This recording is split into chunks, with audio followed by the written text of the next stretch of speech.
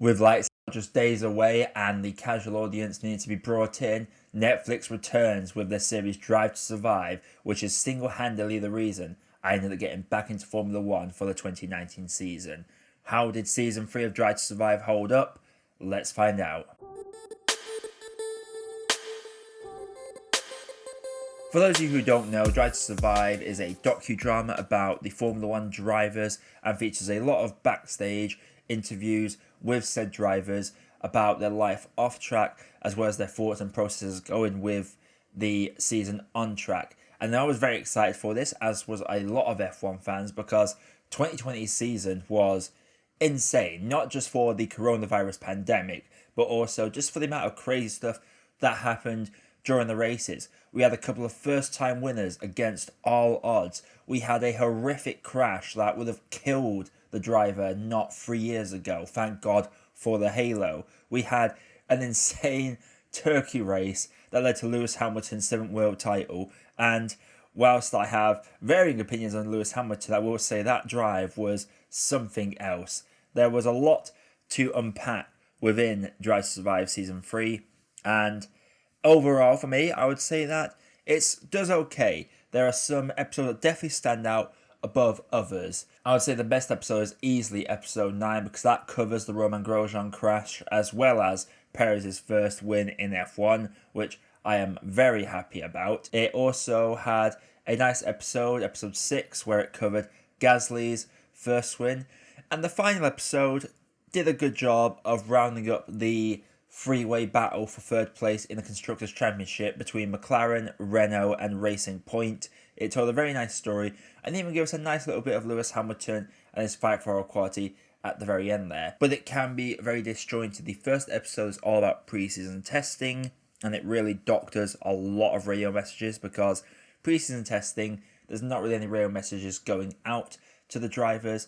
So Drive to Survive Season 3 is one of those where they will take audio clips and reuse onboard cam footage from the drivers to tell a story. It's very much an over-dramatized perspective on Formula One, but it can be downright entertaining. Christian Horner has basically become the pot stirrer of the F1 grid. A lot of people are diving on him because it seems that every time Red Bull's not seeing things the wrong way, he goes to complain to the stewards. And I'm not gonna lie, I'm very up and down Christian Horner because he seems a bit too smug to me at times as a personality, but he seems to be portrayed as one of the big protagonists. If season 2 was the Gunther Steiner show, this season is very much the Christian Horner show. He shows up in every episode. He's the head of the Red Bull racing team, yet they'll show him in scenarios and talk about teams that he doesn't really have a direct connection to. I like the way they brought the F1 journalists in there to give more of their input, but Christian Horner is in pretty much every single episode, I think. Another underrated episode I think I should talk about is the Renault episode featuring Daniel Ricciardo. For those of you that don't know, Ricciardo had decided to leave Renault to go to McLaren for this season, and this was before a first race had even been run, and Cyril Abiteboul took it quite poorly indeed. So that's a very good episode to watch. And I do love the Vettel episode covering Ferrari. To break the episodes down in order, we have the testing. Second episode basically covers the McLaren team and how Sainz is leaving. Third episode covers Bottas and his race win in Russia. I would say it's probably for me the weakest episode because it's a lot of Bottas talking himself up, saying how he got under Lewis's skin. Whereas those of us that remember watching that race know it was the race that Lewis Hamilton could have equaled Schumacher's record, and he got a 10-second penalty. So it was one of those underwhelming races, and Bottas played it up like he'd basically won the title almost. 4 covers the Ferrari and their far-flung race. They had a shocking season last season. The Renault situation was episode 5. Number 6 was all about Pierre Gasly. 7 and 8, I will be honest, I can't remember 100% off the top of my head. I know episode 9 covered the crash and the rail scenario. Oh wait, 7 was about the Haas team and bringing Mick Schumacher, who makes his F1 debut this weekend, and he also makes his Drive to Survive debut in this episode. But overall, season 3 of Drive to Survive, it's an up and down season. There were some definite great episodes, but there were some definite weak episodes as well. A lot of big things were missed out in this season.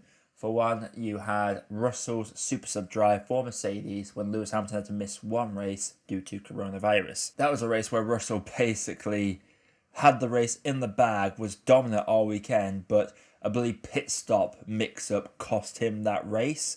There was also no mention of Hulkenberg's return, but honestly I didn't really expect it to be.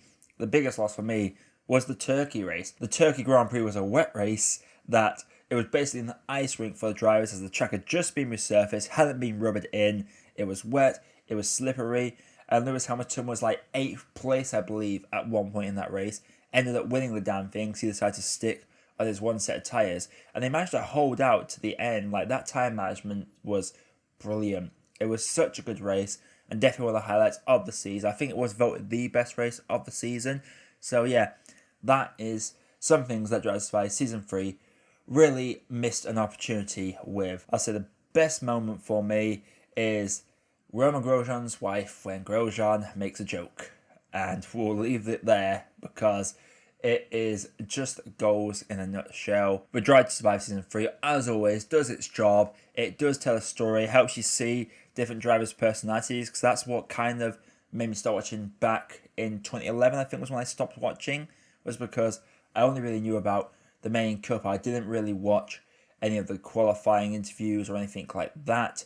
And this one, off track, they're able to speak more for what they want. They can speak their mind more, and it's less about the PR side of things. I know for a fact I've messed up my summary of the episodes because there was a full-on Racing Point episode at one point, and there were a couple of other things that definitely had a lot of focus put onto them that I've completely blanked my mind for some reason. So I do apologise for any fans that have watched the season that are wondering what the hell I'm talking about. But yeah, Season 3 of Drive to Survive.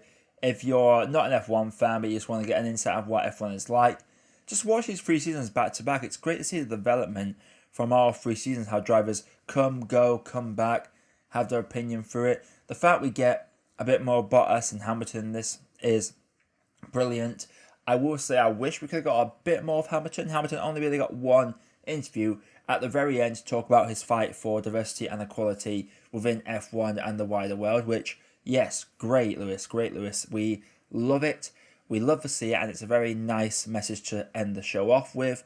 But he equaled Michael Schumacher's world title record and surpassed his wins. So I feel like just an interview describing his feelings when he actually won that 7th world title would have been a nice touch as well, because this is about Formula 1, and this guy has just beat the all-time win record and has equalled arguably the greatest of all time in world championships. But I will say, you can't really say who is the GOAT of F1 because each driver came at a different time when cars were different, when designs were different, when regulations were different, when the point system was different. So Lewis Hamilton is definitely the GOAT of the turbo hybrid era, 100%. Schumacher was the GOAT of his era, Hamilton's the GOAT of this era. In the between years, between like 06 to I think it was 2014 when the US came in, you have to say Vettel ruled that era as well. Drive to Survive Season 3, I don't give a grading system on my TV series. I'll just say if I recommend it or not. I would highly recommend it if you're an F1 fan, though you will notice a few things that are inconsistent. And non-F1 fans, it's worth watching just for the drama because it gets very tasty at times. But yeah, Drive to Survive Season 3, have you seen it? If you have them, that you thought down in the comments below. If you are not subscribed to the channel, you've made it this far, and you like films, Netflix, and just video essays like this, then please feel free to click that subscribe button while hitting that bell notification. I am always uploading reviews. I've got a couple of screeners coming next week that I am very excited to show you all. But until next time, my name is Josh. I have been your Movie Apprentice, and I'll see you in the next video.